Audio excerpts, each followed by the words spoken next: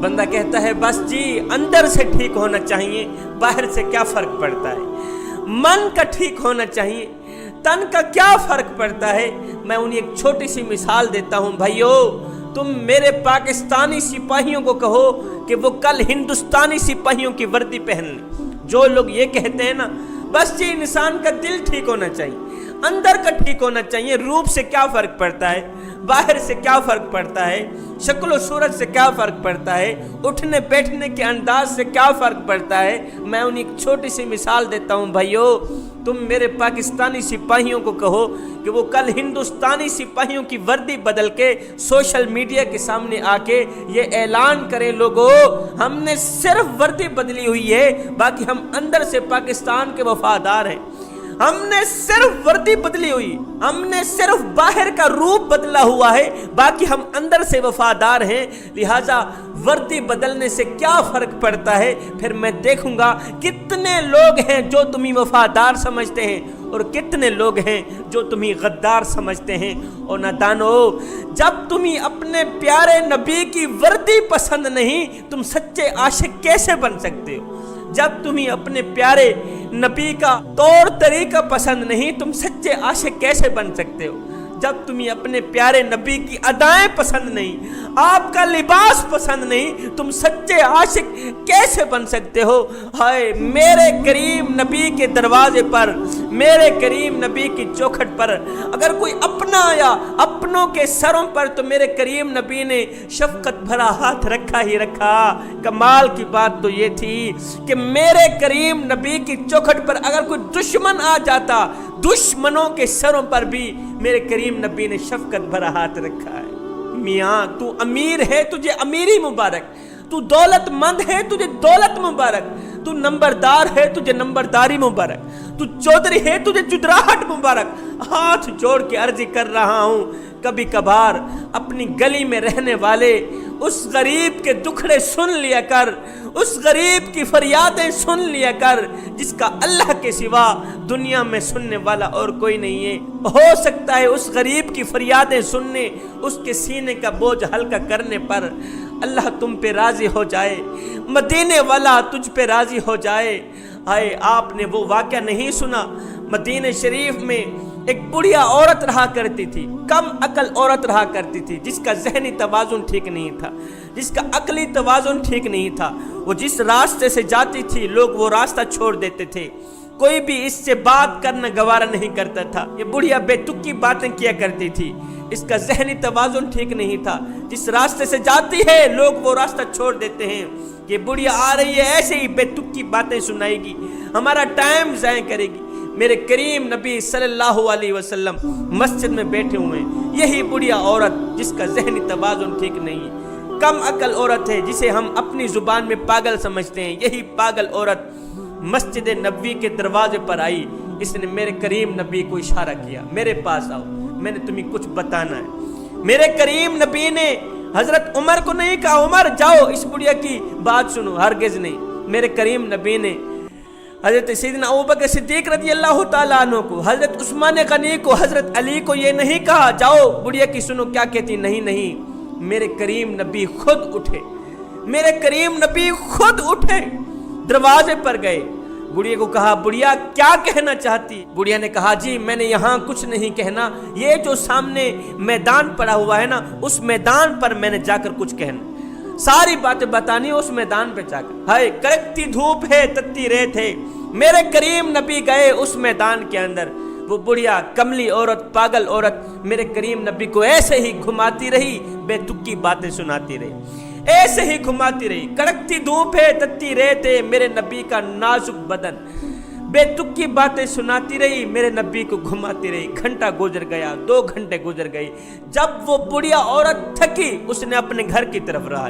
جب وہ عورت گھر کی طرف گئی میرے کریم نبی آئے، مسجد میں بیٹھ گئے، حضرت سیدنا عمر فاروق رضی اللہ تعالیٰ عنہ کھڑے ہو کر عرض گزار ہوئے، سوڑیاں کڑکتی دھوپ ہے، تتی ریت ہے، اوپر سے آپ کا نازک بدن ہے، قیمتی وقت ہے، آپ جانتے ہیں کہ وہ جو بڑھیا عورت ہے اس کا ذہنی توازن ٹھیک نہیں، اس کا عقلی توازن ٹھیک نہیں، حضور وہ تو پاگل ہے، اس نے آ کے ایسے ہی آپ کا ٹائم ضائع کر دیا۔ حضور آپ جانتے نہیں وہ بڑھیا جس راستے سے جاتی ہے لوگ وہ راستہ چھوڑ دیتے ہیں، یہ تو ایسے ہی بے تکی باتیں سناتی، پورے مدینے میں اس کی کوئی سننے کو تیار نہیں۔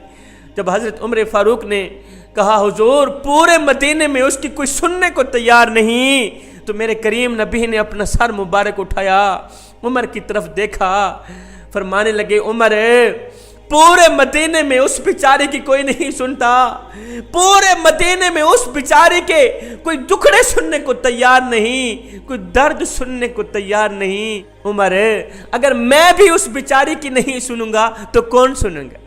عمر جا اس بڑھیا کو کہہ دے، بڑھیا میرا نبی فرما رہا ہے جب دکھ زیادہ ہو جائیں، جب غم زیادہ ہو جائیں، جب سینے پہ غموں کا بوجھ زیادہ ہو جائے تو یہ بوجھ ہلکا کرنے کے لیے کسی اور کے دروازے پہ نہ جانا، میں محمد کی چوکھٹ پہ آ جانا، تو سناتی جائے گی محمد سنتا جائے گا۔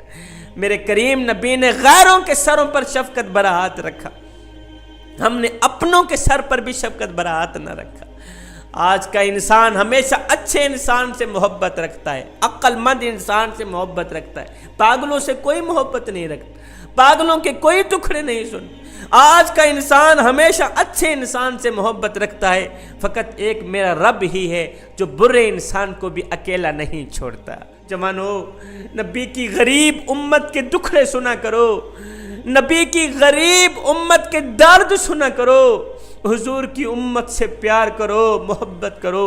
اگر میں آپ کے بچوں سے پیار کروں تو میں آپ کو کتنا اچھا لگوں گا، اور اگر آپ میرے بچوں سے پیار کریں گے تو آپ مجھے کتنے اچھے لگیں گے۔ تو جب ہم سب حضور کی امت سے پیار کریں گے تو ہم حضور کو کتنے اچھے لگیں گے۔ جب ہم سب آقا کی امت سے پیار کریں گے، آقا کی امت کے درد سنیں گے، دکھڑے سنیں گے، ان کی سینے کا بوجھ ہلکا کریں گے، تو ہم سب آقا کو کتنا پسند آئیں گے، آقا ہم سے کتنا پیار کریں گے، کتنی محبت کریں گے۔ مسیلمہ کذاب نے حضرت حبیب بن زید رضی اللہ تعالی عنہ کو کہا تو ایک دفعہ مجھے کہہ دے کہ میں اللہ کا رسول ہوں۔ حضرت حبیب بن زید نے کہا دفع ہو تو جھوٹا ہے، تو اللہ کا رسول ہرگز نہیں ہو سکتا۔ مسیلمہ کذاب ظالم نے کیا کیا؟ حضرت حبیب بن زید کا ایک ہاتھ کاٹ ڈال، دوسرا ہاتھ کاٹ ڈال، ایک دفعہ کہہ دو میں اللہ کا رسول ہوں، کہا ہرگز نہیں، تو جھوٹا ہے۔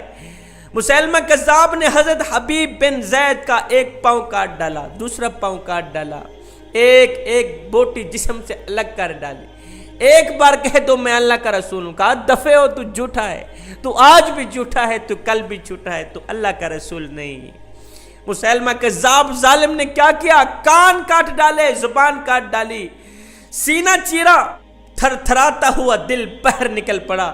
حضرت حبیب بن زید اللہ کو پیارے ہو گئے، آپ کا انتقال ہو گیا۔ آپ کی والدہ کو جب آپ کے مرنے کی خبر ملی کہ میرا نوجوان بیٹا فوت ہو گیا ہے، والدہ دوڑ کر آئی، والدہ نے بیٹے کی لاش کو اس حالت میں دیکھا، کان الگ ہے، سر الگ ہے، ہاتھ الگ ہے، پاؤں الگ ہے۔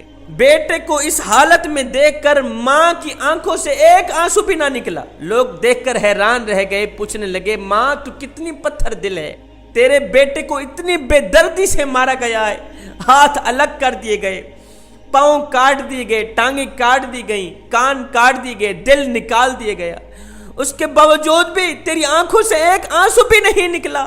ماں نے کہا بھائیو یہی دن دیکھنے کے لیے تو میں نے بیٹے کو دودھ پلایا تھا، آج میری مراد پوری ہوئی، میری خواہش پوری ہوئی، میری تمنا پوری ہوئی، آج تو میری خوشی کا دن ہے، یہی دن دیکھنے کے لیے تو میں نے اپنے بیٹے کو دودھ پلایا تھا۔ وہ مائیں تھیں جن کی گود میں اسلام پلتا تھا، آج کی ماں ایک طرف بیٹے کو دودھ پلا رہی ہوتی ہے، دوسری طرف نظریں گندی فلموں پر جمی ہوئی ہیں۔ جب ماں ایک طرف بیٹے کو دودھ پلا رہی ہو، دوسری طرف فحاشی فلمیں دیکھ رہی ہوں، تو پروان چڑھتا ہوا بچہ فلمی ایکٹر تو بن سکتا ہے، وقت کا بایزید نہیں بن سکتا۔